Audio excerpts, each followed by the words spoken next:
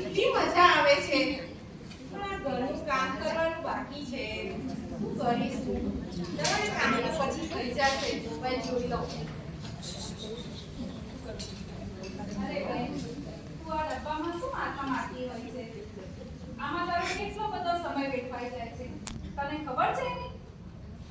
તું કોણ અને આવી કેવી વાતો કરે છે? હું આ એ જમાનાની છું કે એ વખતે આ તારા ડબ્બા એટલે કે આ તારા મોબાઈલ ફોન એની શોધ નહોતી થઈ. તો ઓહો, તો તમે તો ફાનસ, દીવા અને ટોર્ચના પ્રકાશ કામ કરતા હશો, બરાબર ને? સાચી વાત છે. એ વખતે અમે ફાનસ, ટોર્ચ એ બધાનો પણ ઉપયોગ કરતા હતા. ત્યારે આ મોબાઈલ નહોતા, એટલે એ વખતે અમે પુસ્તકોને જ અમારા સાચા મિત્રો ગણતા હતા. મોબાઈલનો આ જે આનંદ છે એ તો ક્ષણિક આનંદ છે, પણ જે તમે પુસ્તક વાંચીને જે જ્ઞાનનો ભંડાર કરો એ આનંદ તમારા માટે કાયમી મૂલ્યવાન બની જાય છે. પણ હવે તો બધું મોબાઈલમાં ઓનલાઈન થી જ બધું થઈ જાય છે ને. ઓનલાઈન એજ્યુકેશન છે, પછી બ્લિંકિટની મદદથી ગ્રોસરી બી મંગાવી લઈએ છીએ, પછી મૈત્રા જેવી એપની મદદથી ઘરે બેઠા શોપિંગ પણ થઈ જાય છે, અને સ્વિગી અને ઝોમેટો જેવી એપની મદદથી ઘરે બેઠા બેઠા બ્રેકફાસ્ટ, લંચ કે ડિનર બી મંગાવી શકીએ, અને એઆઈ અને ચેટ જીપીટી જેવી એપ્લિકેશનની મદદથી બધા કામ આમ સરળ અને ફટાફટ કરી નાખીએ છીએ. અને જે સમય બચે ને એમાં મોબાઈલમાંથી ગેમ્સ બી રમી લઈએ. વાહ, સરસ. સમયનો બચાવ થાય છે એ વાત સાચી છે. તારી ટેકનોલોજી પણ સારી છે, પણ જો છે એમાં એક વાત છે કે તું એની આદત ન લગાડી. હવે પહેલો તારો સવાલ કે આપણે શોપિંગ તમે ઘરે બેઠા કરી શકો છો. શોપિંગ એ વખતે પણ કરતા, અમે બજારમાં જઈને શોપિંગ કરતા, અને એના લીધે જે આપણો લોકલ બિઝનેસ છે એને ઘણું બધું પ્રોત્સાહન મળતું.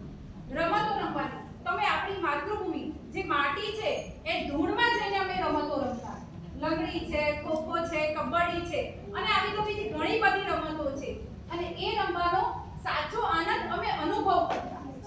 તારી ટેકનોલોજી સારી છે, પણ એની સાથે આપણા સંસ્કાર અને જે આપણા મૂલ્યો છે એને તો ભૂલતી નહીં. તારી વાત તો 100% સાચી છે, પણ હવે એના માટે હું શું કરું? એના માટે તું મોબાઈલનો ઉપયોગ કર, પણ એનો જરૂર સમયે એની જે એપ્સ જે જરૂરી છે એ પ્રમાણેનો યોગ્ય ઉપયોગ કર. એના સાથે તું એક પુસ્તકો વાંચ.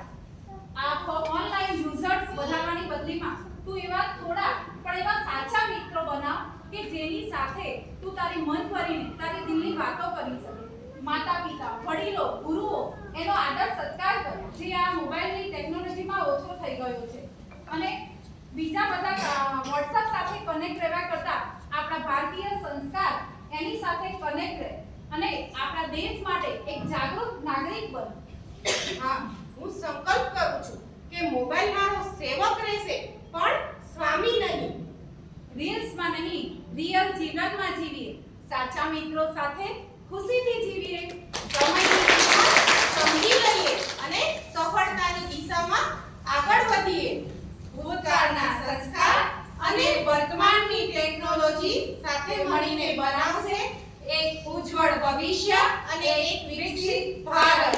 આ છે ટેકનોલોજી સાથે સંસ્કાર.